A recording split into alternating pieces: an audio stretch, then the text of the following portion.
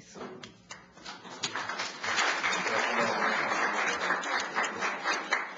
Thank you very much for the kind introduction, and I apologize that I am going to have to speak and run. I wanted to be here for this whole panel, but due to the Senate's failure to pass the Omnibus Appropriations Bill, we have an emergency meeting of the Rules Committee to figure out how we're going to keep the government running as well, which is pretty critical. So I am a freshman representative from Colorado, and I represent the 2nd Congressional District. Women's issues have always been issues that are important to me and my issues. My mother is a well-known poet, Susan Pola Schutz, and she was a co-founder of the Boulder County chapter of NOW in the 70s.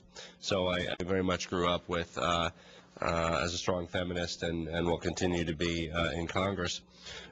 As I was preparing to take office in January, I was hearing about the massive infrastructure investments being proposed as part of the stimulus legislation, and and of course I support the proposal, but in discussions with constituents in our district, one of the things that came to mind was looking at the gender imbalance in the construction trades, and I was very concerned about the effects that a major infrastructure investment could have in terms of a wealth transfer from women to men. There was a statistic that was frequently bandied around that women hold 9.4% of the 12 million construction jobs.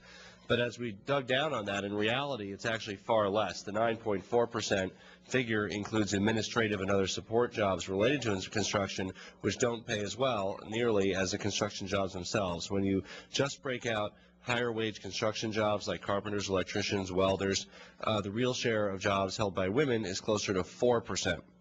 So it was clear that this historic infrastructure investment would mostly benefit men, and was effectively going to lead to a massive transfer of wealth from women-maintained families and single women, whose federal taxes and debt obligations would end up subsidizing these jobs for men-maintained and single male households.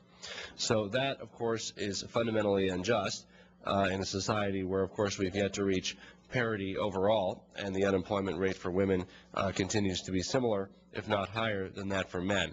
Women who have been displaced from work have a harder time finding new jobs than men. And as we all know, women and especially female-headed families experience poverty at disproportionately high rates as well. So while women in many ways were being hardest hit by the recession, we were getting ready to spend a significant portion of money in an area almost exclusively dominated by men. Now, what to do about it? To raise awareness about this issue and offer some solutions. Well, my first official act as a member of Congress, right after we took office, was to draft a letter to the administration describing this effect of gender equity and recommending some solutions and some ways that we could increase worker diversity and expand the share of women in non-traditional occupations. I'll briefly mention those proposals, and there's also a copy of the letter in back if you'd like to see some of the full details of what we came up with. One solution is the Women in Apprenticeship and Non-Traditional Occupations Grant Program, which funds innovative programs to improve the training, recruitment, and retention of women in construction industry apprenticeships. And that has been very limited, and that has a significant opportunity to be expanded. We also looked at a major program, the Carl Perkins Career and Technical Education State Grants.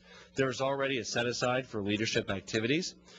We wanted to look at increasing the set-aside from 10 to 20%, and also more narrowly focusing it on gender diversification. There's currently many allowable uses, but this is effectively the vocational money that the federal government funds the states and school districts. And then finally, a policy that has been in place since the 70s and hasn't worked. There was a 6.9% work hour goal that the Department of Labor Federal Contract Compliance Office is charged with enforcing, so that 6.9% of construction jobs since the 1970s, that was the goal. It's been completely unenforced, and of course, not only is it unenforced, it's too low in the first place. And we need to strengthen affirmative action for contractors. There's really been no enforcement. It's been gutted completely. One of the things that we're very excited that was in the bill and that we were specifically advocates of is $80 million for the Office of Contract Compliance. Now, again, there's several allowable uses, but we have to continue to work and lobby Secretary Solis to advocate to enforce affirmative action goals in contracts with that money that will give her the resources to do that. The administration's economic advisors, led by Christina Romer, did an assessment of the gender impact that the recovery package would offer. Now, it's good that they did an assessment because it shows that they actually care about this issue somewhat and bothered to do the legwork on it. But the Romer and Bernstein analysis showed that 42% of the jobs in the recovery package went to women.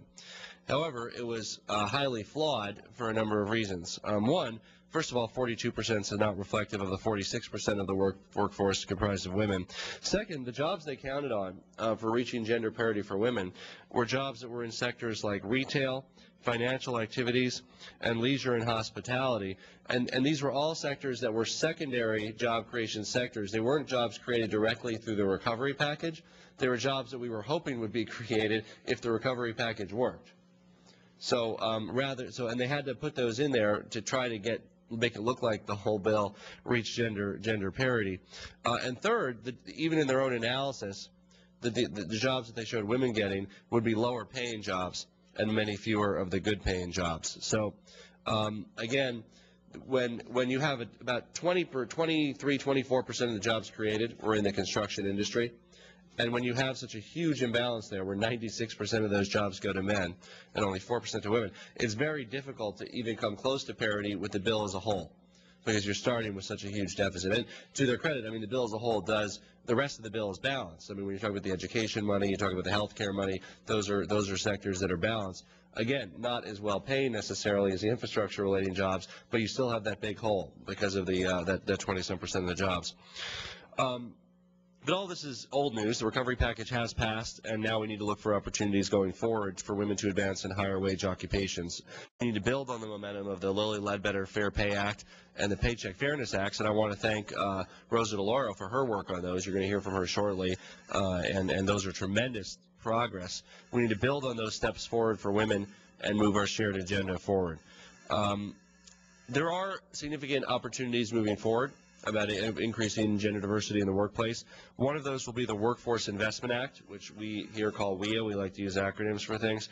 WIA offers an important venue for ensuring that training women for non-traditional occupations, especially those that are projected for high job growth, is a priority.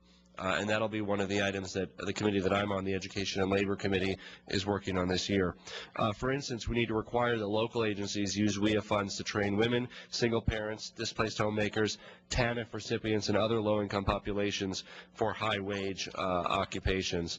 Additional remedies would include providing access to comprehensive support services, allowing contracts with nonprofit community-based trainers, and tracking progress for WIA customers through the use of disaggregated data by gender, race, ethnicity, and age to monitor and break out exactly who's being trained for what job and identify where those gender disparities exist so we can come up with strategies for combating them. And another important progress can be made in universal daycare and offering daycare to allow women to work and stay in the workplace.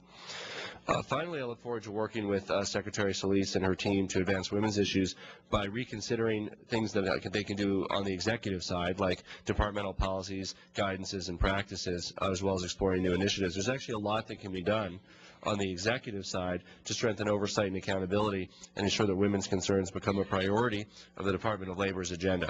And we tend to continue to work closely with the Department of Labor to help them see those things, and hopefully they'll have the political will to enact them. Again, I'd like to thank Congresswoman DeLauro for her leadership on these issues, and as well as my colleagues on the House Education and Labor Committee, where we hope to continue to work to make equality, diversity, and opportunity a reality in the workplace. I'd also like to thank Legal Momentum for organizing this great event. I'm thrilled to see that it's so well attended, and there's a lot of people that are interested in helping to improve gender diversity and reach parity in the workplace. I'd also like to recognize the important work of the National Coalition on Women and Job Training and all the other organizations, along with Legal Momentum and NOW, that are educating and advocating the public and policymakers on this key issue. Continue to be advocates. We will hopefully have an opportunity to make some tremendous progress on issues that have unfortunately lagged, and indeed we've had setbacks under the Bush administration procedures, both at the executive level as well as legislatively.